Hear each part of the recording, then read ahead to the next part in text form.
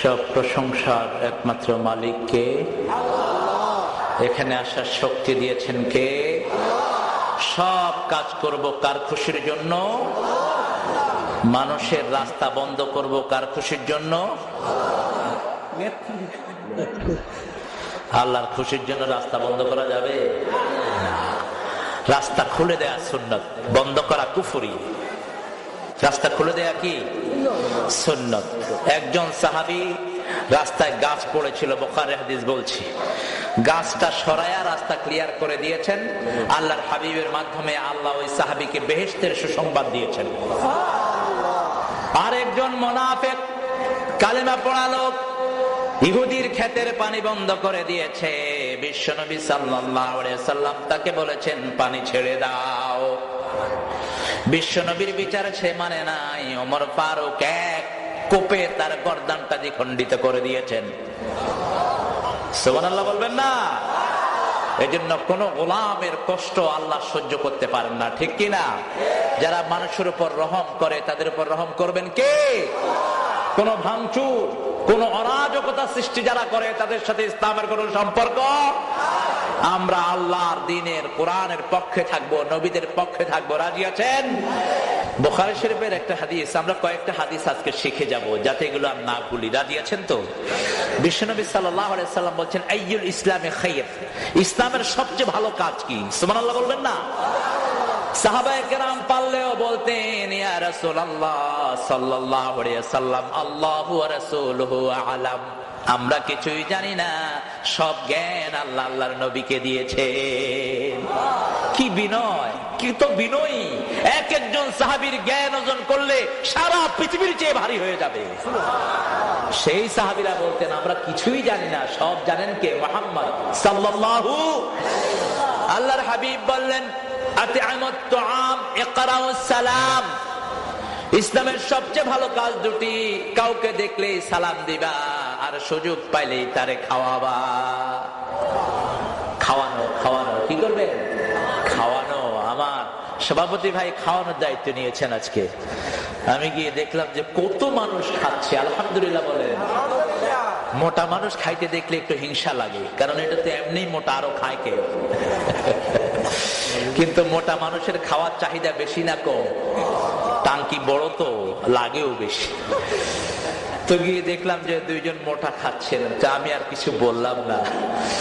তো মোটা মানুষের যেহেতু শরীরও বড়, চাহিদাও বড়, কিন্তু কম খেতে হবে। কোন নবী কিন্তু পেটুক ছিলেন না, মনে রাখবেন। কোন নবী পেটুক ছিলেন না। সব নবীর কোমরটা ছিল সরু, বুকটা ছিল প্রশস্ত। সুবহানাল্লাহ বলেন। বিশ্বনবীর হাতের এই অংশগুলো এরকম গোস্তল ছিল। আল্লাহর হাবিব সাল্লাল্লাহু আলাইহি সাল্লাম কাউকে ধরলে পৃথিবীতে ছুটার মতো তার কোনো শক্তি ছিল না। সুবহানাল্লাহ বলেন। বিশ্বনবী বলতেন জান্নাতের 40 জন তরুণের শক্তি একা আল্লাহ আমার শরীরে দিয়েছেন। জান্নাতের 40 তরুণ মানে হলো দুনিয়ার 4000 মোহাম্মদ আলীর শক্তি একা বিশ্বনবীর শরীরে আল্লাহ দিয়েছে। আর একটু জোরে করুন না সুবহানাল্লাহ। এই জন্য মদিনাতে সর্বশ্রেষ্ঠ কুস্তিগির ছিল তখন, সে সারা দুনিয়ার শ্রেষ্ঠ কুস্তিগির ছিল। আল্লাহর হাবিব সাল্লাল্লাহু আলাইহি সাল্লামকে বলল আমাকে যে হারাতে পারবে আমি তার দিন গ্রহণ করব। আল্লাহর হাবিব সাল্লাল্লাহু আলাইহি সাল্লাম গিয়ে তার ওই কুস্তির ওই জায়গাতে হাজির। মদিনাতে সাহাবায়ে কেরাম পাহারা দিয়ে রাখলেন বিশ্বনবী যেন ওখানে কখনো না যায়। একদিন ফজরের পরে দেখা গেল আল্লাহর হাবিব মসজিদে নাই। খুঁজতে লাগলেন আবু বকর, ওমর, সাইয়েদনা ওসমান, আলী রিদওয়ানুল্লাহি আলাইহিম আজমাইন। খুঁজতে খুঁজতে গিয়ে দেখে ওই কুস্তিগিরের এলাকার ভিতরে। সবাই চিন্তায় পড়ে গেলেন কি না কি হয়। কুস্তিগিরও দেখে বলল মুহাম্মদ ফারিহতু বিজিতি, তোমার আগমনে আমি খুব খুশি হয়েছি, তুমি এসেছো। আমি অনেক শুনেছি তুমি মানুষকে বাপ দাদার দিনকে ধর্মকে পরিবর্তন করে দিচ্ছ, আর আমি ঘোষণা দিয়েছি আমাকে যে পরাজিত করতে পারবে আমি তার দিন গ্রহণ করব। আল্লাহর হাবিব বললেন ব্যাপারটি তাই নাকি? কহা তাই। ঠিক আছে তুই আমার হাত ধর। সুবহানাল্লাহ কইবেন না? ওই ওরাকা ওই শয়তানটা বলল না তুমি আমার হাত ধরো। আল্লাহর হাবিব বললেন, নবীদের হাত সবার উপরে থাকে, তুমি আমারটা ধরো, ভালো করে ধরো। কিন্তু কই ধরছি, ঠিক তো? এক আসার খায়া কয়, আমি ভালো করে ধরি নেই। কয় ঠিক আছে, যেমনে খুশি হেমনে ধর। দ্বিতীয় আসার কয়, হুজুর দান 3 দেন, দান 3 দেন। তৃতীয় আষাঢ়ের ছোট ওই কাফের আর উঠতে পারছে না। এই জীবনে আমার এই পিঠ কেউ মাটিতে লাগাতে পারে না, একমাত্র আপনি ছাড়া। আল্লাহর হাবিব বলেন, এবার তোমার শর্ত পূরণ করো। সে বলছে, না আমি শর্ত পূরণ করব না, আমি একটু খায়া তাজা হয়ে লই, তারপরে আবার লাগবো। কাফের কোনদিন কথা ঠিক রাখে না, আর মুমিন কখনো ওয়াদা ভঙ্গ করে না। সুবহানাল্লাহ বলেন। সেজন্য আমরা যেন বেশি খাওয়াতে পারি। আল্লাহর হাবিব নিজে খুব খাওয়াতেন সাল্লাল্লাহু আলাইহি ওয়াসাল্লাম, খুব বেশি খাওয়াতেন। মক্কার কোনো কাফের নাই যে বিশ্বনবীর হাতে রান্না খায় নাই। হেরা পাহাড়ে যখন ওহী পেলেন, বিশ্বনবী সাল্লাল্লাহু আলাইহি ওয়াসাল্লাম সাফা পাহাড়ে উঠে দাওয়াত দিলেন। দাওয়াতে কেউ গ্রহণ করলো না দাওয়াত। তারপরে নিজে দাওয়াত দিয়ে রান্না করে সব কাফেরদেরকে খাওয়াইয়েছেন। সুবহানাল্লাহ বলেন। আমরা আজকে বিশ্বনবীর জীবনী থেকে কথা বলবো, রাজি আছেন তো আপনারা? কথা বলেন, রাজি আছেন? এই কিতাবের 450 আয়াত শুধু আমার নবীর উপরে। সুবহানাল্লাহ বলেন। 450 বার আল্লাহ বিশ্বনবীর নাম উল্লেখ করেছেন এই কোরআনে। আল্লাহু আকবার। কেউ যখন প্রশ্ন করত, নবী আপনি কেন এসেছেন, আল্লাহর হাবিব সাল্লাল্লাহু আলাইহি ওয়াসাল্লাম বলতেন, বুইসতু মুআল্লিমান, আমি এসেছি তোমাদের সবার শিক্ষক হয়ে। দুনিয়াতে যত বিষয় আছে সব বিষয় আল্লাহ নবীকে শিক্ষা দিয়েছিলেন। সকল নবী ছিলেন এক একটা বিষয়ের ওস্তাদ। আর কিয়ামত পর্যন্ত যত বিষয় আসবে সব বিষয়কে একত্রিত করে যিনাকে আল্লাহ ওস্তাদ বানিয়েছেন, তিনার নাম হলো মুহাম্মাদুর রাসূলুল্লাহ সাল্লাল্লাহু আলাইহি ওয়াসাল্লাম। আমার নবীর জীবনে সব আছে না নাই? যুদ্ধ আছে না নাই? সেনাপতি আছে না নাই? প্রাইম মিনিস্টার আছে না নাই? বিচারপতি আছে না নাই? রাজনৈতিক নেতা আছে না নাই? মারামারিতে আছে না নাই? বিবিকে মারার সময় আছে না নাই? আমার নবী কখনো বিবি মেরেছেন? আপনারা মারেননি? মারে? মারতাম না, বেবি এরকম বেজুচ্ছা চললে তো মারবি। দুই বেডিরে আল্লাহ দেশে হেদায়েত করুক। জোরকন আমিন। আমরা আমার নবীর সুন্নত অনুযায়ী চলবো। সবাই রাজি আছেন? দেখি কে কে রাজি না, একটু হাত তুলে দেখান তো। আসলে রাজি আছি, কিন্তু মোহাব্বতের চোটে হাত উঠে যায় আর কি। তা আল্লাহ রাব্বুল আলামিনের কাজের মধ্যে কোনো পরাজয় নাই। কেউ যেটা দেখে না সেটা দেখেন কে? কেউ যেটা শুনে না সেটা শুনেন কে? কেউ যেটা দেয় না সেটা দেন কে? আমার নবী বলতেন, I have kept you as a teacher. He was the teacher of politics, sociology, biology, economics, whatever subject you name it, he was the teacher of it. পৃথিবীতে যত বিষয় আছে সব বিষয় আল্লাহ আমার নবীকে শিক্ষা দিয়েছেন। আরো জোরে বলেন সুবহানাল্লাহ। সেজন্য আমার আল্লাহ বলছেন, ও দুনিয়ার মানুষেরা, আমি জানি তোমরা আমাকে ভালোবাসতে চাও। আমরা কাকে ভালোবাসতে চাই বলেন তো? আল্লাহকে। কাকে? আল্লাহকে ভালোবাসতে চাই। আল্লাহ বললেন, হিন্দু ভাইদেরকে যদি জিজ্ঞেস করেন তারা বলবে আমরা ভগবানকে ভালোবাসি। খ্রিস্টানদেরকে জিজ্ঞেস করেন তারা বলবে উই লাভ গড, আমরা গডকে ভালোবাসি। ইহুদিদেরকে জিজ্ঞেস করলে, বৌদ্ধদেরকে জিজ্ঞেস করলে তারা বলবে ঈশ্বরকে ভালোবাসি। আমরাও বলি আমরা আল্লাহকে ভালোবাসি, কিন্তু আল্লাহ বলেছেন না, আমাকে ভালোবাসতে হবে না, আমার নবীকে যদি অনুসরণ করো আমি আল্লাহ নিজেই তোমাদেরকে ভালোবাসবো। সুবহানাল্লাহ বলবেন না? আল্লাহ বলছেন, পড়েন কুল ইন কুনতুম, পড়েন কুল ইন কুনতুম তুহিব্বুনাল্লাহ ফাত্তাবিউনি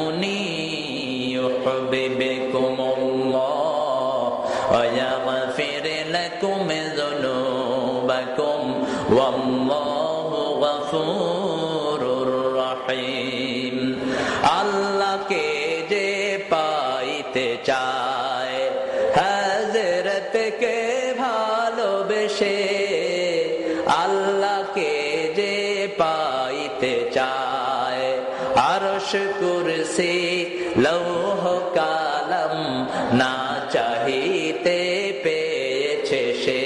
সুবহানাল্লাহ বলেন। ইন কুনতুম তুহিব্বুন আল্লাহ, কে বলছেন? তোমরা যদি আল্লাহকে ভালোবাসতে চাও ফাত্তাবিউনি, আমার নবীকে অনুসরণ করো, তাহলে কি হবে? তোমরা ভালোবাসতে হবে না, ইউহিব্বুকুমুল্লাহ, আল্লাহ বলছেন আমি তোমাদেরকে ভালোবাসবো। আর আমি যখন ভালোবাসবো ইয়াগফির লাকুম যুনুবাকুম ওয়াল্লাহু গফুরুর রহিম, আমি যখন ভালোবাসবো সব গুনাহগুলো আমি মাফ করে দেব। এখন কোথায় কোথায় অনুসরণ করতে হবে সেটাও কোরআন শরীফে আছে না নাই? জোরে বলেন। আমরা বললাম আল্লাহ বলে দেন, আল্লাহ সূরা হাশরে বলছেন মা আতাকুমুর রাসূল ফাখুযুহু ওয়া মা নাহাকুম আনহু ফান্তাহু, আমার নবী যা করেছেন সব তোমরা করো, আমার নবী যা থেকে নিষেধ করেছেন তার ধারে কাছেও তোমরা যেও না। সুবহানাল্লাহ বলেন। আমরা বললাম আল্লাহ শুরু থেকে আমরা কোন দিক দিয়ে শুরু করব? আল্লাহ বলছেন আল্লাযীনা ইউমিনুনা বিমা উনজিলা ইলাইকা ওয়া মা উনজিলা মিন ক্বাবলিক ওয়া বিল আখিরাতি হুম ইউকিনুন। ও নবী, আপনার উপরে যা নাজিল হয়েছে সবটার উপর ঈমান আনতে হবে। কে বলছেন? আল্লাহ। এই যে আল্লাহর নাম নিলাম, এতে সওয়াব না গুনাহ? বেশি না কম? এই মাহফিলে আসলে সওয়াব হয়, কারণ নবীরা এরকম মাহফিল করতেন। সুবহানাল্লাহ বলেন। মাহফিলের শুরুতেই কিতাব থেকে তেলাওয়াত করতেন। কি থেকে? কিতাব থেকে তেলাওয়াত করতেন। কিতাব থেকে তেলাওয়াত করে তারপরে পরিশুদ্ধ করে দিতেন। ঈমান আনতে হবে কার উপর? আল্লাহ বলছেন আমার নবীর উপরে যা নাজিল করেছি জন্ম থেকে মৃত্যু পর্যন্ত সবটার উপরে ঈমান আন। আল্লাহু আকবার। এমন একজন নবী জীবনে কোনো ভুল তিনি করেন নাই, এমন একজন নবী। সুবহানাল্লাহ বলেন। সকল নবীর জীবনে দুই একটা ভুল আছে না নাই? কথা বলেন। আদম আলাইহিস সালাম জান্নাতে একটা ভুল করেছিলেন, করেন নাই? ভুলটা কি ছিল? ফালা তাকরাবা হাদিহি শাজারাতা ফাতাকুনা মিনাজ জালিমিন, এই গাছটার কাছে যেও না, গেলে জালেম হয়ে যাবা। ফাকাসামা আলাইহিমা শায়াতান, তাদের দুইজনের উপর শয়তান কসম করলো আর বলল ইন্নী লাকুমা নাসিহুন আমিন, আমি তোমাদের জন্য সর্বশ্রেষ্ঠ নসিহতকারী। কেন আল্লাহ এই গাছের কাছে যেতে নিষেধ করেছে জানেন নাকি? এই গাছের কাছে যদি যান লাতাকুনান্না মিনাল খালিদিন, জান্নাতে চিরস্থায়ী হয়ে যাবেন। এই জন্য আল্লাহ এই গাছটার কাছে যেতে নিষেধ করেছেন। উল্টা বুঝাইছে শয়তান। সবসময় কি বুঝায়? উল্টা বুঝায়, নিজের হয়ে উল্টা বুঝায়। আদম আলাইহিস সালাম সরল মনে, নবীরা সরল ছিলেন। সকল নবীরা সরলতা বিশ্বাস করতেন, সরল ভাবে মানুষকে ভালোবাসতেন। আলহামদুলিল্লাহ বলেন। আমার নবী এত সরল ছিলেন, এত সরল ছিলেন আমার নবী। একজন ইহুদি মহিলা নবী ঘরের সামনে কাঁটা দিত। একদিন ঘর থেকে বেরিয়ে দেখেন ঘরের সামনে কাঁটা নাই। তিনি চিন্তা করলেন এই মহিলাটা গেল কোথায়? অনিষ্টকারী কোন মানুষকে কেউ তালাশ করে, এই নজির আমার নবী ছাড়া আর কোথাও নাই। মহিলা গেল কোথায়? আল্লাহর হাবিব তাকে তালাশ করা শুরু করলেন। মহিলা কিন্তু মুসলমানও ছিল না, ছিল ইহুদি। কি ছিল? তালাশ করতে করতে গিয়ে দেখে মহিলা অসুস্থ। আল্লাহর হাবিব সাল্লাল্লাহু আলাইহি সাল্লাম গিয়ে বলল আমি একটু তাকে দেখতে চাই। তার আত্মীয় স্বজন মনে করলো মুহাম্মদ বোধহয় প্রতিশোধ নিতে এসেছেন। বিশ্বনবীকে তারা ঢুকতে দিল না। আল্লাহর হাবিব ফিরে চলে আসলেন। ঠিক দুপুর বেলায়, আরবে লোকজন একটু বাহিরে কম বের হয় মরুভূমির রোদের কারণে। এই দুপুর বেলায় বিশ্বনবী তার ঘরে গিয়ে হাজির। ঘরটা ঝাড়ু দিলেন, ঝাড়ু দিয়ে তার মুখের কাছে বালিশের পাশে কিছু ফল রেখে আল্লাহর হাবিব চলে আসলেন। দ্বিতীয় দিন আবার ওই সময় গেলেন, গিয়ে তার ঘর পরিষ্কার করলেন, ফল দেখে আবার চলে আসলেন। তৃতীয় দিন আবার গেলেন, মহিলা চোখ খুলে দেখে বিশ্বনবী তার ঘরে হাঁটছে। মহিলা মনে করছে মনে হয় বোধহয় মোহাম্মদ প্রতিশোধ নিতে এসেছে। মহিলা বলছে, মোহাম্মদ লিমা দাখালতা বাইতি, কেন আমার ঘরে ঢুকেছো? আল্লাহর হাবিব বললেন, মাগো কোনো প্রতিশোধ আমি নিতে আসি নাই। গত 2 দিন যে লোকটি আপনার ঘর পরিষ্কার করে দিয়েছে, আপনার বালিশের পাশে কিছু ফল রেখে গেছে, তিনি হলাম আমি আব্দুল্লাহর ছেলে মোহাম্মদ সাল্লাল্লাহু আলাইহি ওয়াসাল্লাম। মহিলা বুঝলো এটা কোনো সাধারণ মানুষের আচরণ নয়, নিশ্চয়ই তিনি আল্লাহর নবী। মহিলা পড়ল, লা ইলাহা ইল্লাল্লাহু মুহাম্মাদুর রাসূলুল্লাহ সাল্লাল্লাহু। আমার নবীর আদর্শ সবখানে আছে না নাই? শিশুকালে আছে না নাই? যৌবনকালে আছে না নাই? সব বয়সে আছে, আলহামদুলিল্লাহ বলেন। জন্মের পর থেকে আমার নবী আদর্শ। আদম আলাইহিস সালামের ভুলের কারণে তিনি যখন ভুল বুঝলেন, গাছটার কাছে যাওয়ার পরে জান্নাতের পোশাক খুলে গেল। শয়তানের প্রথম টার্গেট হলো মানুষকে বিবস্ত্র করে দেয়া। এই জন্য শয়তান হলো যৌনবাদী, আমরা হলাম মৌলবাদী, ঠিক কিনা? আমরা আল্লাহ রাসূল ধরে থাকি আর শয়তান যৌনতা ছড়ায়। শয়তানের আন্দোলন যারা করে সেখানেও বেড়া বেড়ির একসাথে ঠেলাঠেলি আছে না নাই? জোরে বলে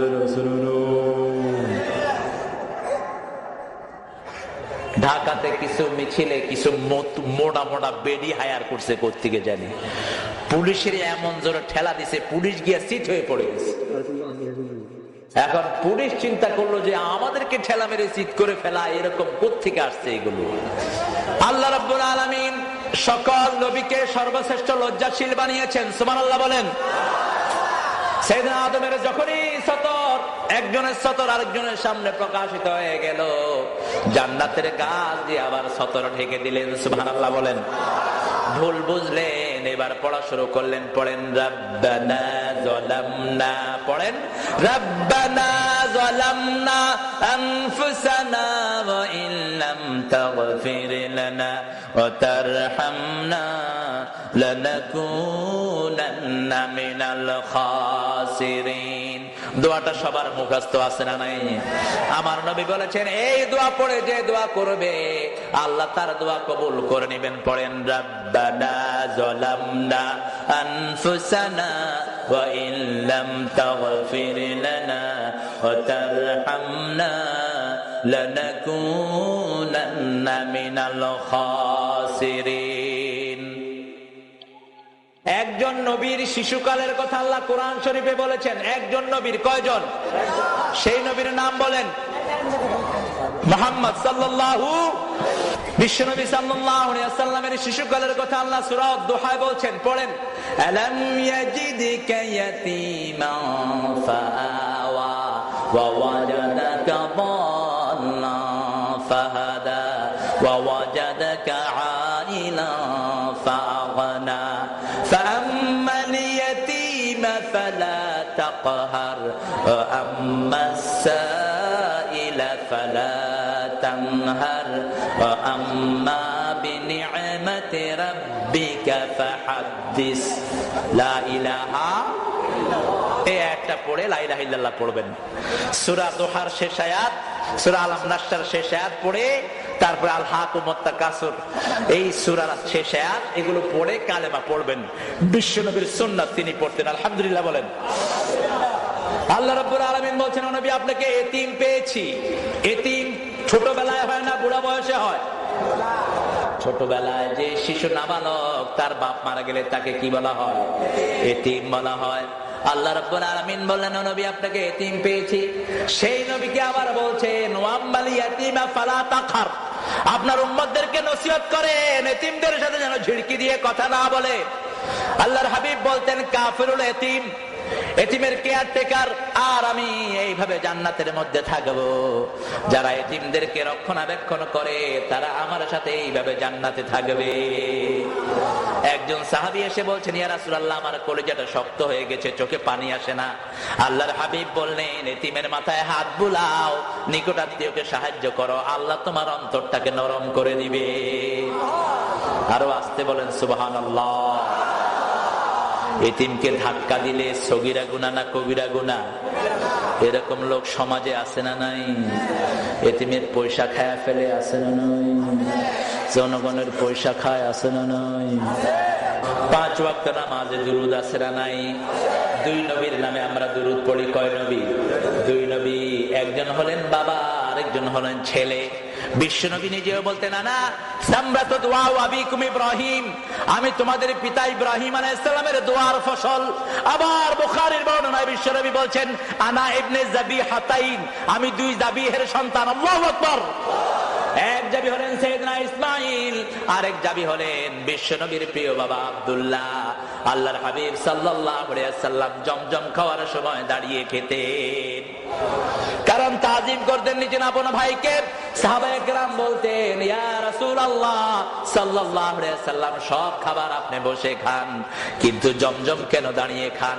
আল্লাহর হাবিব বলতেন, লি তাজিমে আখি ইসমাঈল, আমার ভাই ইসমাঈলের জন্য আমি দাঁড়িয়ে যাই। কি সম্মান মানুষকে দিয়েছেন মুহাম্মদ সাল্লাল্লাহু। সেজন্য আমার নবীর জীবনের প্রত্যেকটি অংশই আদর্শ। মায়ের কোলে বিশ্বনবী আদর্শ দিলেন, ইনসাফ প্রতিষ্ঠা করলেন। আজকের সমাজে মেয়েদেরকে কম খাওয়ানো হয়, মেয়েদেরকে কম দেখা হয়, মেয়েদের প্রতি একটু বৈষম্যপূর্ণ আচরণ করা হয়। এটার গোড়া ভেঙে দিয়েছেন বিশ্বনবী হালিমার কোলে গিয়ে। সুবহানাল্লাহ বলেন। আমাদের দেশের কবিরা যত সুন্দর কবিতা বিশ্বনবীকে নিয়ে লিখেছেন, এত সুন্দর দুনিয়ার কেউ লিখতে পারে নাই। আমি সেজন্য রবীন্দ্রনাথকে কখনো বিশ্বকবি বলি না, কারণ যতজন বিশ্বকবি হয়েছেন ততজন বিশ্ব নবীকে নিয়ে কবিতা লিখেছেন। বিশ্বকবি হয়েছেন শেখ সাদি, বিশ্ব নবীকে নিয়ে তার কবিতা আছে না নাই? বালাগাল উলা বিকামালিহি কাশাফাত দুজা বিজামালিহি হাসুনাত জামিউ খিসালিহি সাল্লু আলাইহি ওয়া আলিহি। হাফিজ, রুমি, ইকবাল, তাদের কবিতা বিশ্বনবীকে নিয়ে আছে না নাই? শেলে, কিটস, ইংলিশ কবি, তারা কবিতা লিখতেন বিশ্বনবীকে নিয়ে। বার্নার্ড রাসেল, ফরেন দার্শনিক, philosopher, he wrote a very big, অনেক বড় প্রবন্ধ তিনি লিখেছেন বিশ্বনবী সাল্লাল্লাহু আলাইহি সাল্লামকে নিয়ে। কিন্তু উনি আমার নবীর জীবনীকে চোখে দেখলেন না। কিন্তু আরেকজন কবি, আমাদের জাতীয় কবি, আমার নবীকে নিয়ে তার লেখা আছে না নাই? তোরা দেখে যাবে না মায়ের কোলে, বলেন, তোরা দেখে যাবে না মায়ের কোলে, মধু পূর্ণিমারি সেথা চাঁদ দোলে, যেন উষার কোলে রাঙা রবি দোলে। তোরা দেখে যা আমেনা মায়ের কোলে, কুল মখলুকে আজি ধ্বনি উঠে কে এলো ওই, কালেমা শাহাদাতের বাণী ঠোঁটে কে এলো ওই, পড়ে দুরূদ ফেরেশতারা বেহেশতের সব দুয়ার খুলে। তোরা দেখে যা আমেনা মায়ের কোলে। আলহামদুলিল্লাহ বলেন। এত সুন্দর কবিতা দুনিয়ার কোন লেখকেরা আমার নবীকে নিয়ে লিখতে পারে নাই। সুবহানাল্লাহ বলেন। আবার এই কবি লিখছেন, ত্রিভুবনের, পড়েন না কেন, ত্রিভুবনের প্রিয় মোহাম্মদ এলো রে দুনিয়ায়, রে সাগর আকাশ বাতাস দেখবি যদি আয়, রে সাগর আকাশ বাতাস দেখবি যদি আয়। ধুলির ধরা বেহেশতে আজ জয় করিল দিল রে লাজ, আজকে খুশির ঢল নেমেছে ধূসর সাহারায়, রে সাগর আকাশ বাতাস দেখবি যদি আয়। আলহামদুলিল্লাহ বলেন। এগুলো বললে সওয়াব না গুনাহ? আর যদি কেউ যদি বলে আমাদের দেশে অনেক কাজে বাজে গান আছে না নাই? আছে না নাই? কেউ ফেরে না খালি হাতে, বলেন। এসে যদি বলে সওয়াব না গুনাহ, জোরে বলেন কি গুনাহ? শিরকের গুনাহ। কি গুনাহ? চাইতে হবে কার কাছে? জিলানি জিলানি তোমারি নামের গুণে আগুন হয় যে পানি। এটা কি? এটা কি? সারা দুনিয়ার কারো নামে আগুন পানি হয় না, আগুন পানি হয় কার নামে? চিৎকার করে বলেন কার নামে? হালিমার বাড়িতে গেলেন মুহাম্মদ সাল্লাল্লাহু আলাইহি সাল্লাম। হালিমা এসেছিলেন মক্কায়, একটা স্বাস্থ্যবান বাচ্চা নিবে, ধনির দুলাল নিবে, যাতে করে কিছু পয়সা ইনকাম হয়। কিন্তু মা হালিমা বলছেন, ইবনে হিশামের বর্ণনা, আমার যে বাহনটা ছিল গাধা খুবই দুর্বল, আমি যখন রওনা হলাম ততক্ষণে আমার এলাকার সব লোকেরা এসে ধনির সব বাচ্চাদেরকে নিয়ে গেল। আমি যখন ঢুকলাম 6 ঘন্টা পর, কয় ঘন্টা? আমি ঢুকে দেখি সব ধনির দুলাল গুলো শেষ। কিন্তু কে যেন একজন আমাকে আড়াল থেকে বলল, হালিমা মন খারাপ করো না, ওই যে আমিনার জীর্ণ কুটিরে আব্দুল্লাহর 3 সন্তান পড়ে আছে, একটু দেখে যাও। হালিমা বলছেন, আমি বিশ্বনবীর মায়ের পর্দাটা ফাঁক করে একটু ঘরের দিকে উকি দিতেই দেখি চাঁদের চেয়ে সুন্দর আমার নবী আমার দিকে তাকিয়ে আছে। হালিমা তার স্বামীকে এসে বলছে, প্রাণের স্বামী, জীবনে অসংখ্য শিশু আমার দৃষ্টিতে দৃষ্টিগোচর হয়েছে, কিন্তু এত সুন্দর শিশু আমার জীবনে আমি দেখি নাই। ও স্বামী, তুমি একটু দেখো।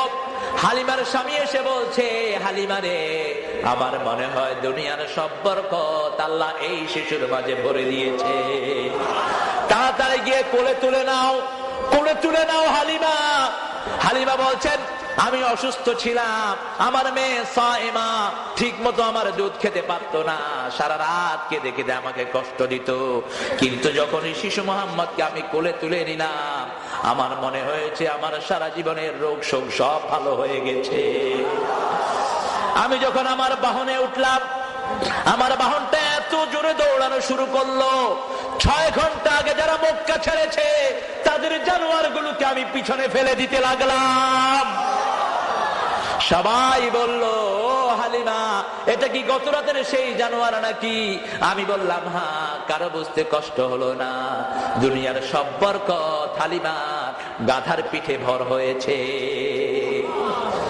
আরো আসতে বলেন সুবহানাল্লাহ। হালিমা গিয়ে দেখলেন ওনার জানোয়ারের বানগুলো দুধে দুধে ভরপুর হয়ে আছে। হালিমার বুঝতে কষ্ট হলো না, সারা দুনিয়ার বরকত হালিমার ঘরে ঢুকেছে। আল্লাহু আকবার। এখন হালিমারে দেখা দেখি, হালিমা যেখানে জানোয়ার গুলো চড়াতেন সবাই সেখানে জানোয়ার পাঠাতো, কিন্তু আসল বরকতের খবর তো কেউ জানে না।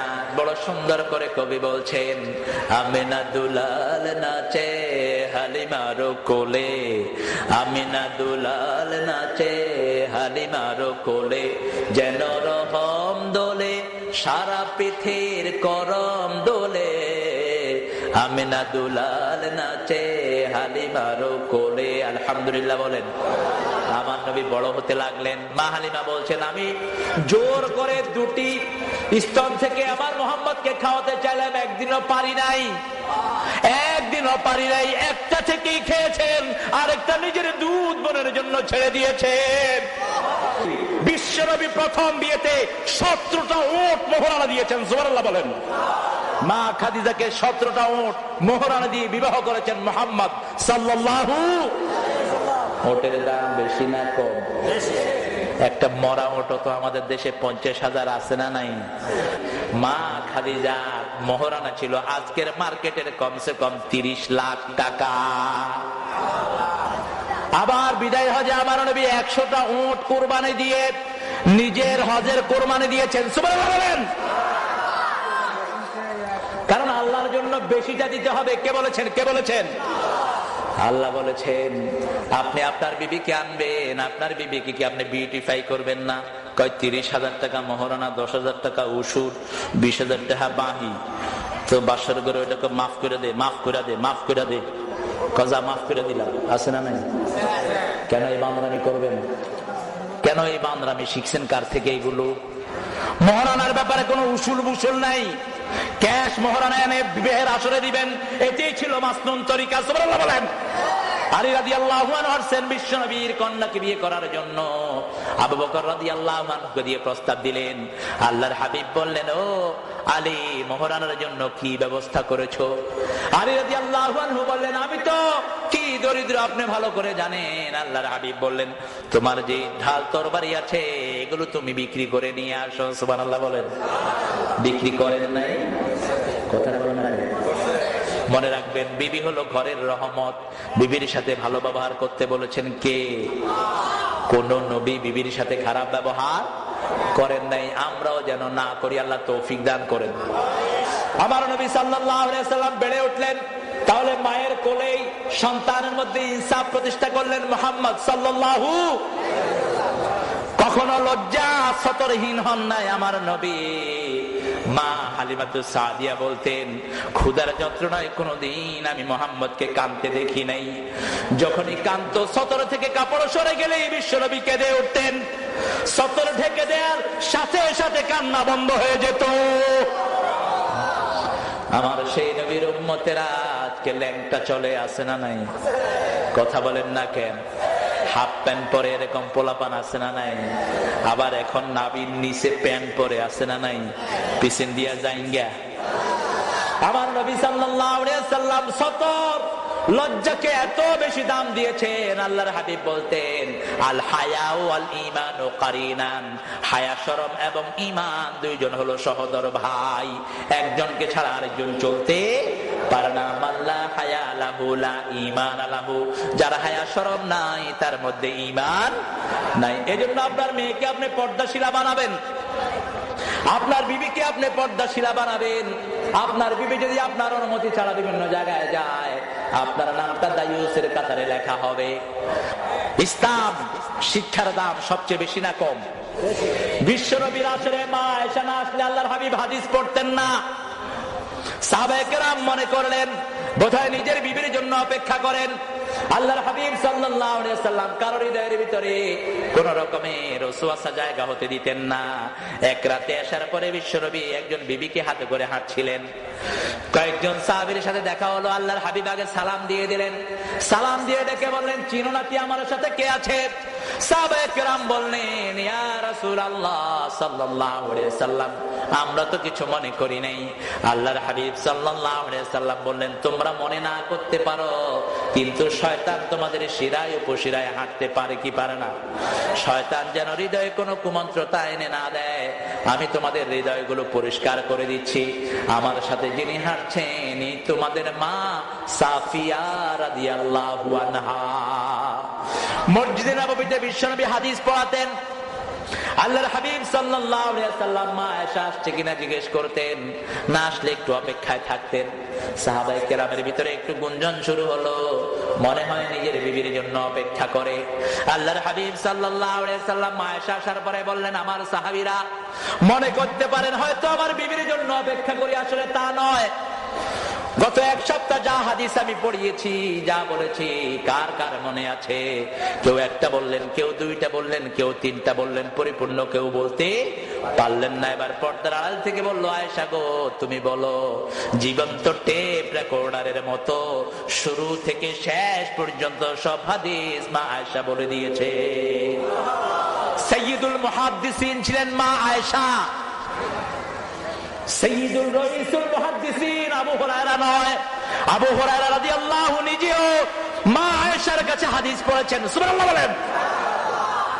তার ওই ঘটনার পর থেকে যে কোনো সাহাবী হাদিসের ব্যাপারে যখন একটু সন্দেহ হতো, মা আয়েশার কাছে চলে যেতেন, পর্দার আড়াল থেকে জিজ্ঞেস করতেন, এটা কি, এটা ঠিক আছে কিনা। এত বেশি ফারায়েজের জ্ঞান কোন সাহাবীর ছিল না, এত বেশি ইতিহাসের জ্ঞান কোন সাহাবীর ছিল না।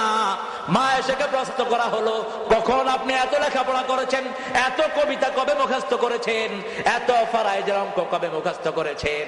মা আয়েশা বলতেন, জীবনে যেটা একবার শুনেছি দ্বিতীয়বার আমার শুনতে হয় না। সুবহানাল্লাহ বলেন। বিবিদের মধ্যে মা আয়েশার জন্য বিশ্বনবীর আদর বেশি ছিল না কম? মা আয়েশা বলতেন, 5 কারণে আল্লাহ আমাকে শ্রেষ্ঠত্ব দিয়েছেন। কয় কারণে?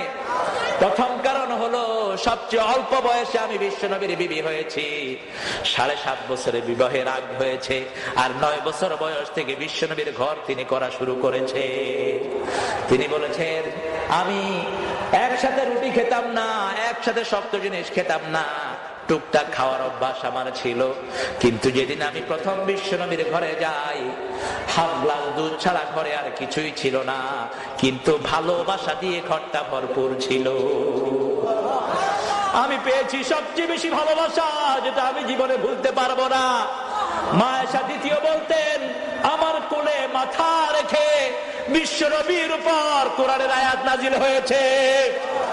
তৃতীয় বলতেন, আমার কোলে মাথা রেখে আল্লাহর হাবিব দুনিয়া থেকে চিরবিদায় নিয়েছে। চতুর্থ বলতেন, আমার চরিত্রের সার্টিফিকেট স্বয়ং আল্লাহ দান করেছেন। পঞ্চম বলতেন, আমার ঘরে শুয়ে আছেন চিরনিদ্রায় মুহাম্মদ সাল্লাল্লাহু আলাইহি ওয়াসাল্লাম। আজকে যে বিশ্বনবীর রওজা, এটাই হলো মা আয়েশার ঘর। সুবহানাল্লাহ বলেন। মন আমার কাঁদে রে, প্রাণ আমার কাঁদে রে, যেতে সোনার মদিনা। কাঁদে না? বলেন। মন আমার কাঁদে রে, প্রাণ আমার কাঁদে রে, যেতে সোনার মদিনা। যে মদিনা ধন্য হলো পেয়ে তব ঠিকানা। মন আমার কাঁদে রে, প্রাণ আমার কাঁদে রে, যেতে সোনার মদিনা। সুবহানাল্লাহ বলেন। মদিনার মাটি ঠান্ডা আর মক্কার মাটি গরম। মক্কার মাটি, মদিনার মাটি ঠান্ডা, কারণ রাহমাতাল লিল আলামিন সেখানে চিরনিদ্রায় শুয়ে আছেন। সুবহানাল্লাহ বলেন। আমার নবী বড় হতে লাগলেন। 7 বছর হলো বয়স, কারণ প্রত্যেকটি বছর এত ঘটনা আমার নবী সাল্লাল্লাহু আলাইহি সাল্লামের আছে। নসরতি ফি হুব্বিন নবী সাল্লাল্লাহু আলাইহি সাল্লাম। আশরাফ আলী থানভী রাহিমাহুল্লাহ লেখেন, বিশ্ব নবীর জীবনে কম বেশি 45,000 ঘটনা সংঘটিত হয়েছে। 45,000 তিনি একটা ক্যালকুলেশন করেছেন। এই 45,000 ঘটনা কারো জীবনে একত্রিত হওয়া সম্ভব? এজন্য আল্লাহর হাবিবের চরিত্রের বর্ণনা দিতে গিয়ে আল্লাহ নিজের সিফাতি নাম ব্যবহার করেছেন। আল্লাহু আকবার। 3 নবীর জন্য আল্লাহ নিজের সিফাতি নাম ব্যবহার করেছেন। কয় নবী? 3 নবী। এর মধ্যে সবচেয়ে বড় সিফতটা বিশ্ব নবীকে দান করেছেন। প্রথম সিফাতি নাম ব্যবহার করেছেন সাইয়েদনা ইব্রাহিম আলাইহিস সালামের ছেলে ইসমাঈলের জন্য, বেগোলামিন হালিম। আর ইসহাক আলাইহিস সালামকে বলেছেন বেগোলামিন আলিম। আর বিশ্ব নবীর চরিত্র বলতে গিয়ে আল্লাহ বলছেন, ওয়া ইন্নাকা লাআলা খুলুকিন আযীম। এমন এক চরিত্র তোমাদের নবীকে দান করেছি, কিয়ামত পর্যন্ত এটা কত লম্বা, কত গভীর কেউ মাপতে পারবে না।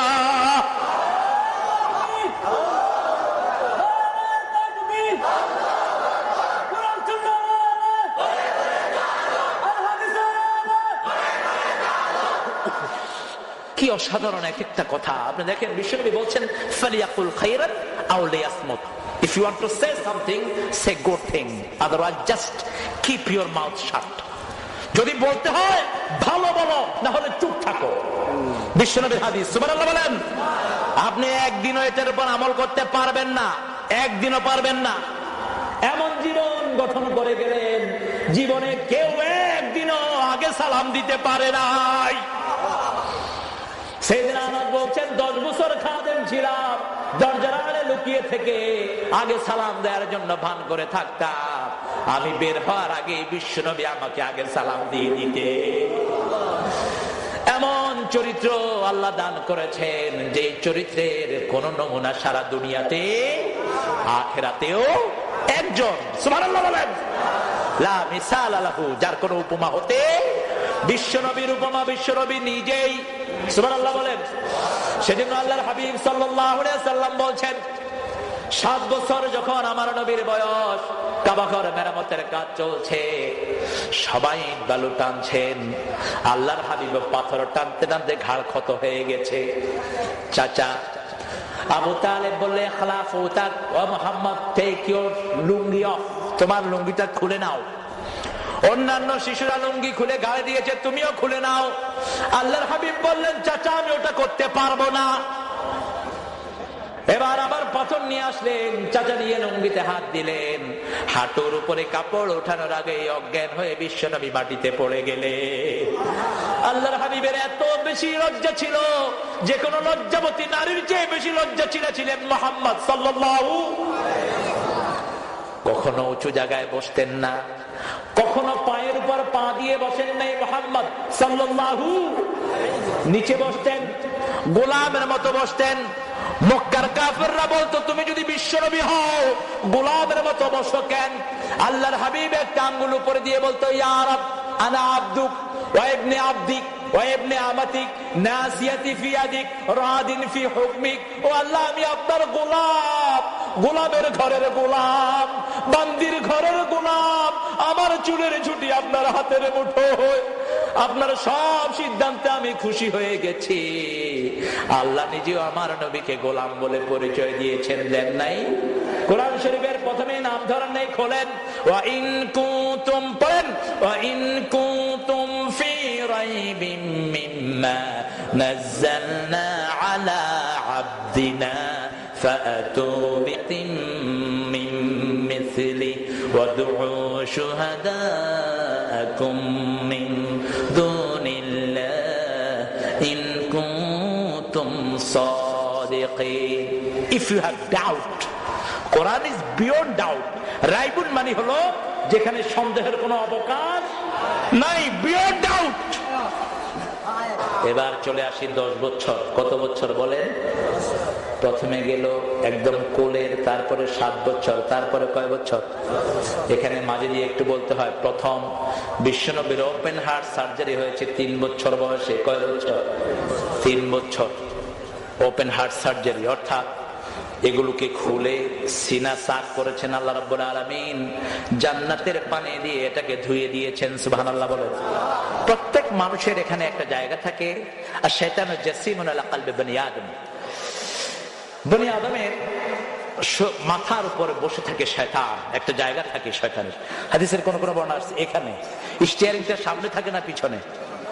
গাড়ির স্টিয়ারিং থাকে কই? সামনে, এখানে বসে থাকে। বিশ্বনবীর জন্মের পর থেকে এটাকে আল্লাহ উৎখাত করে দিয়েছেন। সুবহানাল্লাহ বলেন। এজন্য জীবন এত পরিচ্ছন্ন, এত পরিষ্কার জীবন, ভুলেও কোনো ভুল সংগঠিত হয়নি। সুবহানাল্লাহ বলেন। 10 বছরের ঘটনা বলছিলাম। বাজনার আসরে বিভিন্ন রকমের গানের আসর হয়, মুশরিকের যুগেও সেটা হতো। আল্লাহর হাবিবকে বন্ধুরা ধরলেন, মুহাম্মদ তাআলা নাসমাউল মুসিকা, মুহাম্মদ সাল্লাল্লাহু আলাইহি ওয়াসাল্লাম চলেন আমরা যাই, আমরা একটু সেখানে বিভিন্ন রকমের গান শুনবো। আল্লাহর হাবিব রাজি হলেন না।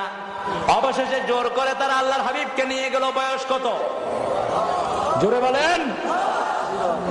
আল্লাহর হাবিব সেখানে যাওয়ার পরে অনুষ্ঠান শুরু হওয়ার আগে আল্লাহ চোখে ঘুম দিয়ে দিলেন। ঘুমের মালিককে। You can buy a luxury bed, not a sleep. You can buy a laborious house, not a peace.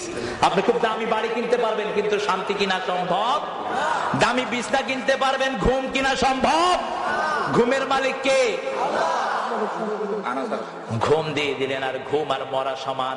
ঘুমের সময় আমরা পড়ি আল্লাহুম্মা বিসমিকা আমুতু, কারণ ঘুমের ফার্স্ট স্টেপটা হলো ডেথ। ফ্রান্সের একজন ডাক্তার 14 বছর গবেষণা করে বের করেছেন যে স্লিপ হ্যাজ 3 স্টেজেস। ঘুমের 3টা পর্যায় আসে। First one is death, second one is wakey and dreamy, জাগা এবং স্বপ্ন, আর থার্ড ওয়ান ইজ ওয়েক এবং সামান্য ওই তন্দ্রা টাইপের থাকে আর কি, ডজি টাইপের থাকে। বিশ্বনবী এটা 1400 বছর আগে বলেছেন। ঘুমের প্রথম অংশ হলো মৃত্যু। সুবহানাল্লাহ বলেন।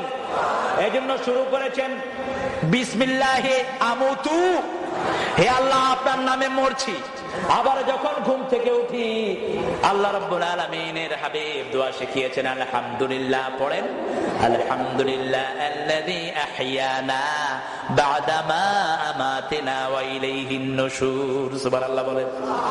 আল্লাহর হাবিব ঘুমিয়ে পড়লেন, কানে কিছুই গেল না। দীর্ঘ সময় বিভিন্ন অনুষ্ঠান চললো, রাসূল ঘুমিয়ে আছেন মরুভূমিতে, বন্ধুরা রেখে চলে আসছেন। পরের দিন যখন সূর্যের তাপ শরীরে পড়েছে, আল্লাহর হাবিব উঠে দেখেন মরুভূমিতে আল্লাহর নবী ঘুমানো। 10 বছরের উম্মত যেন কোনো বাজে গানের অনুষ্ঠানে না যায়। আমাদের দেশে এগুলো আছে না নাই? কথা বলেন না কে? আল্লাহ রাব্বুল আলামিনের হাবিবের বয়স 15। কত বছর? 15 বছর বয়স। মূর্তির সামনে যেত তখন নিজের ভাগ্য পরীক্ষার জন্য। এখনো ভাগ্য পরীক্ষার জন্য বিভিন্ন রকমের রাশি ফল আছে না নাই? বিশ্বনবী সাল্লাল্লাহু আলাইহি সাল্লামের সময় কাবা ঘরের সামনে একটি মূর্তি ছিল।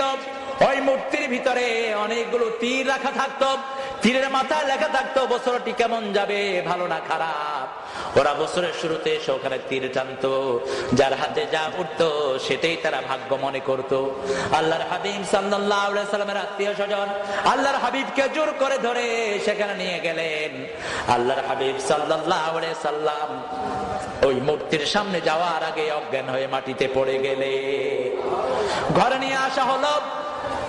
আল্লাহর হাবিব সাল্লাল্লাহু আলাইহি ওয়াসাল্লামকে জিজ্ঞেস করা হলো, কেন অজ্ঞান হয়ে পড়লেন? বিশ্বনবী সাল্লাল্লাহু আলাইহি ওয়াসাল্লাম বললেন, বিকট একটা চেহারা আমার সামনে এসেছে।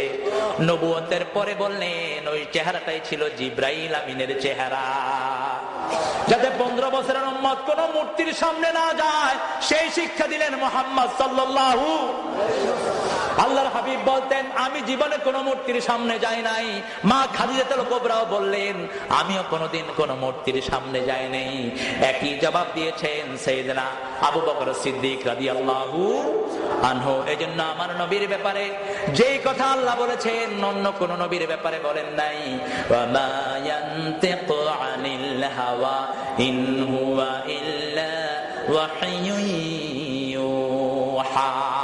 আল্লাহর হাবিব নিজের পার্সোনাল উইংস থেকে মন গড়া কোনো কথা কোনোদিন কাউকে বলেন নাই। যা বলেছেন সবটা কার কথা? আরো চিৎকার করে বলেন, কার কথা? বিশ্বনবীর বয়স হলো 17 বছর। কত বছর? 17 বছর বয়সে দল গঠন করে ছেলেরা, বিভিন্ন দলের সদস্য হয়। এটা এখনো আছে না নাই? আল্লাহর হাবিব সাল্লাল্লাহু আলাইহি ওয়াসাল্লাম মক্কা থেকে প্রপোজাল পেলেন। 17-18 জন ফজল একত্রিত হয়ে বলল, হুজুর আপনি আমাদের সংগঠনের প্রধান হয়ে যান। ওখানে ফজল নামধারী লোক বেশি ছিল, এই জন্য এই সংগঠনের নাম হয়েছে হুলফুল ফুজুল, ফজলদের অঙ্গীকার। সুবহানাল্লাহ বলেন। আল্লাহর হাবিব প্রেসিডেন্ট হলেন। 17 থেকে নিয়ে 40 বছর। কত হলো? 17 থেকে 40 23। নবুয়তের আগেও 23, পরেও 23। এই 23 বছর নবুয়তের আগের 23 বছর ওহী পেলেন না, কিন্তু একই মানুষ, একই চরিত্র। জীবনে একটা মিথ্যা কথা বলেন নাই মুহাম্মদ সাল্লাল্লাহু। কোন মুরব্বীকে কখনো চোখ রাঙিয়ে কথা বলেন নাই, কোন মুরব্বীর সাথে কোনোদিন বেয়াদবি করেন নাই, কোন মুরব্বীর সামনে কখনো উঁচু জায়গায় বসেন নাই মুহাম্মদ সাল্লাল্লাহু আলাইহি সাল্লাম। বরং কোন মুরব্বীর কাছে বোঝা দেখলে সেই বোঝা টেনে নিজের ঘাড়ে তুলে নিতে। এটা নবুয়তের আগেও নিয়েছেন, পরেও। এই 23 বছরের চেষ্টা করলেন, একজন মানুষের শান্তি আমার নবী আনতে পারলেন না, বরং নিজের মনটা এত শান্ত হয়ে গেল। 35 বছর বয়স থেকে তিনি হেরা গুহায় স্থান নিলেন। হেরা গুহায় নবী সাল্লাল্লাহু আলাইহি সাল্লাম নবুয়ত প্রাপ্ত হলেন। নবুয়তের পর থেকেই 2 রাকাত নামাজ সকালে পড়তেন, 2 রাকাত বিকালে পড়তেন, কাবা ঘরের সামনে পড়তেন। সুবহানাল্লাহ বলেন। ঘরে পড়তেন 2 রাকাত নামাজ। আল্লাহর হাবিব সাল্লাল্লাহু একদিন নামাজ পড়ছেন, প্রথম নামাজ পড়ছেন বিশ্বনবী যখন মদিনায় গেলেন। নামাজ তো তখন ফরজি হয়ে গেল, মেরাজ থেকে নিয়ে আসলেন। ঘরের ভিতরে নফল সুন্নত যা কিছু আছে ফরজ গুলো মসজিদে পড়তেন বিশ্বনবী, আর সব নামাজ ঘরে পড়ার জন্য তাকিদ করেছেন। আল্লাহর হাবিব বলতেন, লা তাজালু বুয়ুতাকুম মাকবারা ওয়ালা মসজিদা। ঘরগুলোকে মসজিদ বানায়ও না, আবার কবরও বানায়ও না। পুরুষেরা শুধু ফরজ নামাজ পড়বে মসজিদে, আর সুন্নত নফল সবগুলো পড়বে কোথায়? কথা বলেন না কেন? ঘরের ভিতরে বিশ্বনবীর সুন্নাত, ঘরে নামাজ পড়ছেন। হাসান হোসেনকে বড় বেশি আদর করতেন মুহাম্মদ সাল্লাল্লাহু। হাসান হোসেন দেখলেন নানা নামাজ পড়ছেন, তিনারা মনে করলেন বোধহয় নানা ঘোড়া সেজেছেন। একজন ঘাড়ের উপরে বসে আছেন, আরেকজন পিছন থেকে ঠেলছেন। আল্লাহর হাবিব সিজদায় মাথা উঠাতে যাচ্ছেন, হোসাইন চেপে ধরেছে। জিবরাইল আমিনকে আল্লাহ পাঠিয়ে দিলেন, যাও আবার নবীকে বলো তিনি যেন মাথা না উঠান, যতক্ষণ হোসাইন ঘাড়ে আছে তিনি যেন সিজদায় পড়ে থাকে। আরো আসতে বলেন সুবহানাল্লাহ। বিশ্বনবী সাল্লাল্লাহু আলাইহি ওয়াসাল্লাম কোথাও থেকে এসে হাসান হোসেনকে ডেকে নিতেন। শিশুর আদর বিশ্বনবীর শ্রেষ্ঠ আদর্শ ছিল। আল্লাহর হাবিব বলতেন, নামাজ পড়লো না, আমার উম্মতের মধ্যে থাকলো না, এরকম কিন্তু কোন বর্ণনা আমার নবীর নাই। সুবহানাল্লাহ বলেন।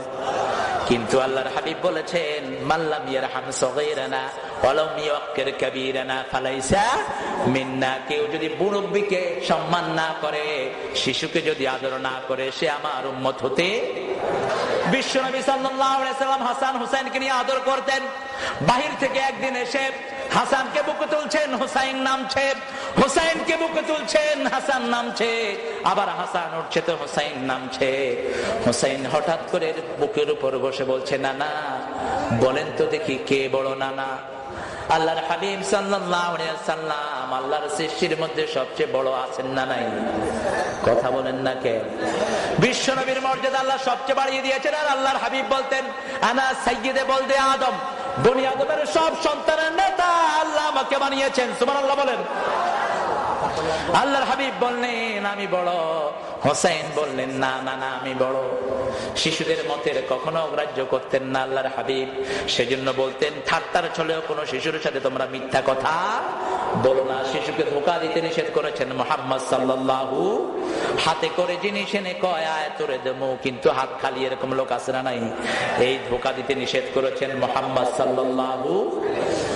আল্লাহর হাবিব বললেন আমি বড়, হোসেন বললেন না আমি বড়।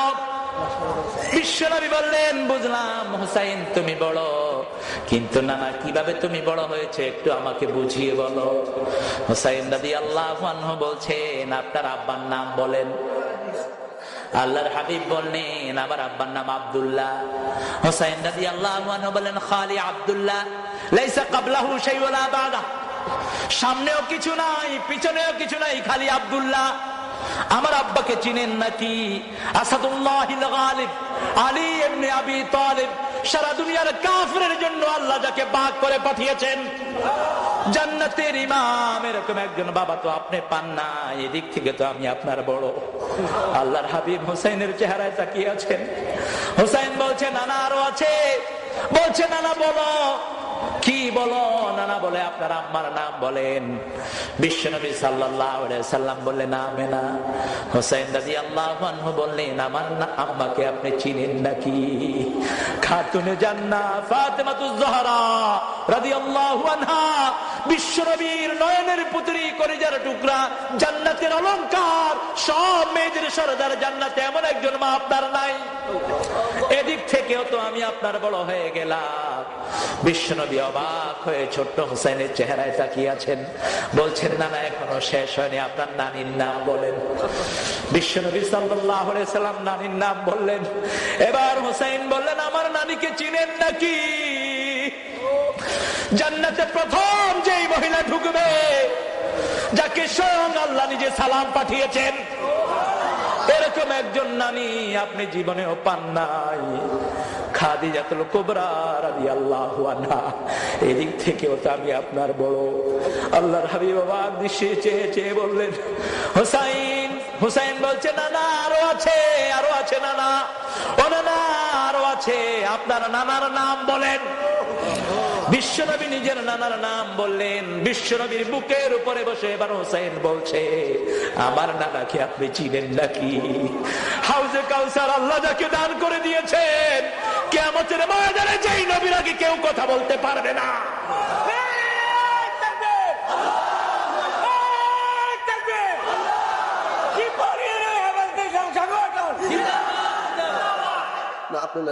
বিশ্বনবী সাল্লাল্লাহু আলাইহি সাল্লাম অবাক দৃষ্টিতে চেয়ে থাকলেন। এবার হোসেন বললেন, আমার মানা সরদারে আল কাউনাইন রাহমাতাল লিল আলামিন শাফিয়াল মুজনাবিন সাহিবে কাউসার মুহাম্মদ সাল্লাল্লাহু আলাইহি সাল্লাম, এরকম একজন নানা তো আপনি জীবনেও পান নাই। বুকের সাথে চেপে ধরে বলল, নানা রে, সত্যি আজকে তুমি যেন আমার থেকে বড় হয়ে গেছো। চোখের পানিগুলো ছেড়ে দিয়ে বলল, নানা ধন্য, নানা ধন্য, আজকে নিশ্চয়ই আল্লাহ তোমাকে অনেক বড় বানিয়ে দিয়েছে। সেজন্য আল্লাহর নবীর সুন্নাত যাদের জীবনে থাকবে, দুনিয়াতে তাদের কোনো পরাজয় নাই, আখিরাতে তাদের সম্মান বাড়িয়ে দিবেন কে? আরো জোরে বলেন কে? এজন্যই আমার আল্লাহ বলেছেন, আমার নবী যেই বিচারগুলো ফয়সালা করেছে, সেই বিচারগুলো যদি তোমরা সামান্য অমান্য করো, তোমরা কোনোদিন মুমিন হতে পারবে না। কারণ আল্লাহর হাবিবের 4টা শিশু সন্তান ছিল, ঠিক কিনা? 4টা শিশু সন্তান, কি নাম বলেন? না, ছেলে বলেন। তাহের, তৈয়ব, কাসেম, ইব্রাহিম। আলহামদুলিল্লাহ বলেন। 4টা ছেলে, 4টা মেয়ে। 4টা মেয়েকে বাঁচিয়ে রেখেছেন আল্লাহ। 4টা ছেলেকে কি করেছেন? নিয়ে গেছেন। কেন নিয়ে গেছেন? মুফাসসিরিন কিরাম বড় সুন্দর ব্যাখ্যা দিয়েছেন। সকল বড় বড় নবীর ছেলেরাও নবী হয়েছে, সুবহানাল্লাহ বলেন। ইব্রাহিম আলাইহিস সালামের ছেলে নবী আছে না নাই? তারপরে ইউসুফ আলাইহিস সালামের আব্বা নবী ছিলেন কি ছিলেন না? বিশ্ব নবীর ছেলে থাকবে অথচ নবী হবে না, এটা কেমন কথা? সেজন্য খতমে নবুর এই মোহরের জন্যই বিশ্ব নবীর 4 সন্তানকে আল্লাহ আগে বিদায় করে দিয়েছে। আরো জোরে বলেন না সুবহানাল্লাহ। সেজন্য আমার ঘরে যে মেয়েটি আছে, বুখারীর বর্ণনা, এক সাহাবী যাচ্ছেন বাজারে। আল্লাহর হাবিব বললেন, কোথায় যাচ্ছ? সাহাবী বললেন, বাজারে আমার ছেলের জন্য একটা জামা আনবো। আল্লাহর হাবিব বললেন, তোমার কি শুধু ছেলেই আছে নাকি? সাহাবী রাদিয়াল্লাহু আনহু বললেন, আমার মেয়েও আছে। এবার আল্লাহর হাবিব বললেন, আগে মেয়ের জন্য কিনবা, তারপরে ছেলের জন্য কিনবা। মেয়ের জন্য উপহার নিয়ে আসতেন, যে কোনো জায়গা থেকে যাওয়া গেলে তিনি বাহির থেকে আসার সময় উপহার নিয়ে আসতেন। বিশ্বনবীর ব্যাপারে মা আয়েশা বলতেন, জীবনে কোন বিবির দিকে চোখ রাঙিয়ে নবী কথা বলেন নাই। ফজরের নামাজ পড়ে মসজিদ থেকে এসে নিজের হাতে ঝাড়ু নিয়ে ঘরটা ঝাড়ু দিতেন মুহাম্মদ সাল্লাল্লাহু। তিরমিজির বর্ণনায় মা আয়েশা বলছেন, যুদ্ধের ময়দান থেকে এসেছেন আল্লাহর হাবিব, এসে বলছেন, আয়েশা রে, বড় বেশি ক্ষুধা লেগেছে, ঘরে কি আছে? আয়েশা বললেন, আমি লজ্জিত হয়ে গেলাম। আমি বললাম, ইয়া রাসূলুল্লাহ, ঘরে কিছু নাই, আপনি একটু অপেক্ষায় থাকলে আমি রান্না করে আনছি। মা আয়েশা বলছেন, আল্লাহর হাবিবের আর কোনো আওয়াজ পেলাম না। একটু পরে আমি ঘুরে এসে দেখি তলোয়ারটা ঘাট থেকে নামায় ওই তলোয়ার দিয়ে বিশ্বনবী তরকারি কাটতেছে। আয়েশা বলছেন, ইয়া রাসূলুল্লাহ, আপনি আমাকে এত বেশি আদর করেন। মা আয়েশাকে আল্লাহর হাবিব বলছে, আয়েশা রে, তুমি আমার বিবি, তোমার কাজে আমি একটু সহযোগিতা করছি। কি নবীর উম্মত আমরা! আল্লাহর হাবিব প্রিয় নামে ডাকতেন আয়েশাকে হুমায়রা, হুমায়রা বলে ডাকতেন। লালি, অসাধারণ সুন্দর নামে ডাকতেন। দল প্রতিযোগিতা দিতেন মা আয়েশার সাথে চাঁদনি রাতে মুহাম্মদ সাল্লাল্লাহু আলাইহি ওয়াসাল্লাম। মা আয়েশা অসুস্থ, মাসিক অসুস্থ, মুসলিম শরীফের বর্ণনা। মা আয়েশা অসুস্থ, মাসিক অসুস্থ। তো ইহুদিদের একটা জিনিসের প্রতিবাদ আল্লাহর হাবিবের জীবন দিয়ে আল্লাহ করেছেন, সুবহানাল্লাহ বলেন। ইহুদিরা মায়েরা অসুস্থ হলে তাদেরকে এক ঘরে আটকিয়ে রাখে। এখনো বিভিন্ন ধর্মে মেয়েদের কোনো অধিকার নাই, ঠিক কিনা বলেন? কিন্তু আমার মা যখন অসুস্থ হলেন, বিশ্বনবী মাথা বাড়িয়ে দিলেন, মসজিদে নববী থেকে বললেন, ও আয়েশা, আমার মাথাটা মুছে দাও। তিনি বললেন, আমি তো পবিত্র। আল্লাহর হাবিব বললেন, তোমার হাতে তো পবিত্রতা নাই, সুবহানাল্লাহ বলেন। আবার মা আয়েশা বলছেন, একই সাথে খেতে বসেছি, আমি গোস্তের ভিতরে রুটি চুবিয়ে খেতে আমি বড় পছন্দ করতাম। গোস্তের ঝোলের ভিতরে আমি রুটি ভিজিয়ে খেতে পছন্দ করতাম। আমি রুটি খাচ্ছি, আমার মুখের ময়লা, গ্লাসে পানি খেয়েছি, গ্লাসের একটা জায়গায় লেগে গেছে। আমি গ্লাসে পানি খেয়ে রেখেছি, একটু পরে দেখি ওই ময়লা জায়গায় মুখ লাগিয়ে পানি খেচ্ছেন মুহাম্মদ। মা আয়েশা বলছেন, আমি হাড্ডি খেয়ে রেখেছি, সেই হাড্ডি চেটেছেন মুহাম্মদ সাল্লাল্লাহু আলাইহি সাল্লাম। আল্লাহু আকবার। হৃদয়ের সব কথাগুলো আয়েশাকে বলতেন। আয়েশার জন্য টান বেশি ছিল, কিন্তু কোনোদিন বেশি এক্সট্রা সময় দেন নাই। সব বিবিকে সমান সময় দিতেন। অন্যান্য বিবিরা নিজের সময়টা মা আয়েশার জন্য অক্ষ করে দিতেন। আর বলতে, ও আয়েশা, আমাদের তো এই সময় নিয়ে আমরা কোনো কাজে লাগাতে পারবো না, আমাদের সময়গুলো আমরা আপনাকে অক্ষ করে দিলাম। সুবহানাল্লাহ বলেন। সেজন্য আমার নবীর জীবনে এমন কোন জিনিস নাই যেটা আমার নবী করেন নাই। আমার নবীর জীবনে নেতাগিরি আছে না নাই? প্রাইম মিনিস্টার আছে না, রাষ্ট্রীয় শাসন আছে না। মদিনার তিনি কি ছিলেন? মনে রাখবেন, কোন নবী ছোটখাটো কোন পরিবারে আসে নাই। পৃথিবীর সব রাজকীয় পরিবারে সব নবীকে আল্লাহ পাঠিয়েছেন। সুবহানাল্লাহ বলেন। সব নবীকে সব রাজকীয় পরিবারে আল্লাহ পাঠিয়েছেন। আল্লাহু আকবার। যাকে পাঠান নাই রাত পরিবারে লালন পালনের ব্যবস্থা করে দিয়েছেন। সুবহানাল্লাহ বলবেন না? বিশ্বনবী সাল্লাল্লাহু আলাইহি ওয়াসাল্লাম নিজের চরিত্রের সার্টিফিকেট নিজেই দিয়েছেন। আল্লাহর হাবিব বলতেন, তোমাদের মধ্যে সবচেয়ে ভালো ওই লোক যে তার বিবিদের কাছে ভালো। কথাটা বললেন, আমি আমার বিবিদের কাছে খুব ভালো। সুবহানাল্লাহ বলেন। নিজের কাপড়টা নিজে ধুইতেন। আমরা এই সুন্নত গুলো জারি করতে রাজি আছি না নাই?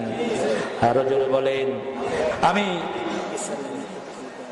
আমি আপনাদের কাছে কিছু কোরআন এবং হাদিস থেকে বিশ্বনবীর কিছু চরিত্র আমি তুলে ধরার চেষ্টা করলাম। যা শুনেছি আল্লাহ আমল করার তৌফিক দান করুন।